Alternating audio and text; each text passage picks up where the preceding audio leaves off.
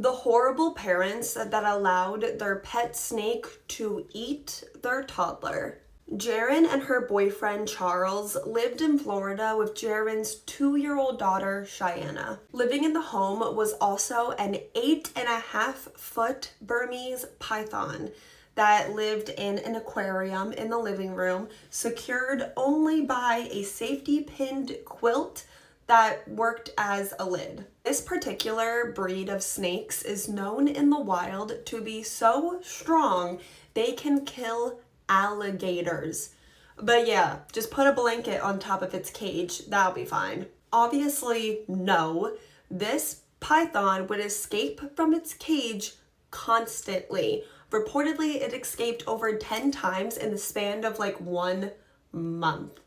This ginormous 8.5-foot, super aggressive python escaping all the time. A concerned family member even offered to buy a proper cage for their pet snake, but Jaren and Charles refused the offer. The Department of Children and Families, DCF, received reports that this was not a household safe for children, that Jaren and Charles were using multiple illegal substances in the same home as 2-year-old Cheyenne. They even admitted to using these substances and said that they had no intention of stopping. So the child welfare agent that went to their home saw that there were parents using illegal substances, and a lot of illegal substances, and had no intention of stopping, that there was a ginormous snake that was constantly escaping, and a little 2-year-old toddler in the home on top of that, and still thought it was a safe space for 2-year-old Cheyenne, and closed the investigation. And within 2 weeks of them closing the investigation, 2-year-old Cheyenne would be dead.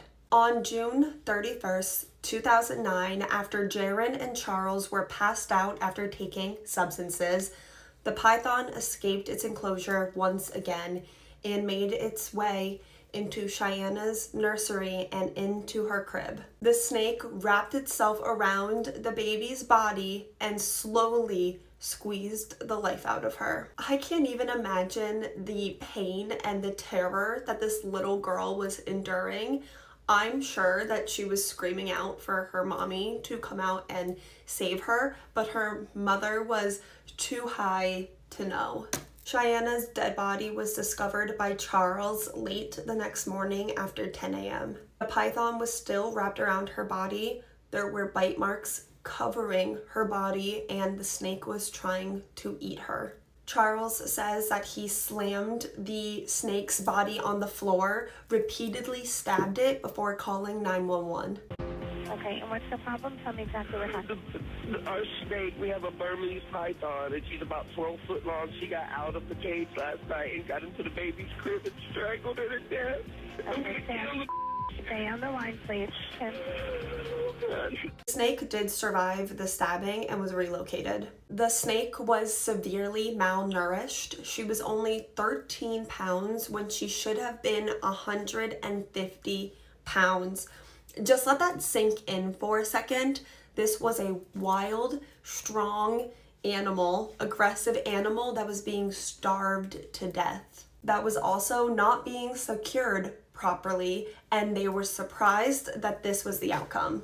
It is a tragedy that because of so many people's stupidity, a 2-year-old had to pay for it with her life. Jaren and Charles were both convicted of aggravated manslaughter, sentenced to 12 years in prison, and both released in 2021. And as for the child welfare agency that said that this was a safe household for children, they went on record saying they acknowledge flaws in how the case was handled, but have concluded Cheyenne's death could not be prevented.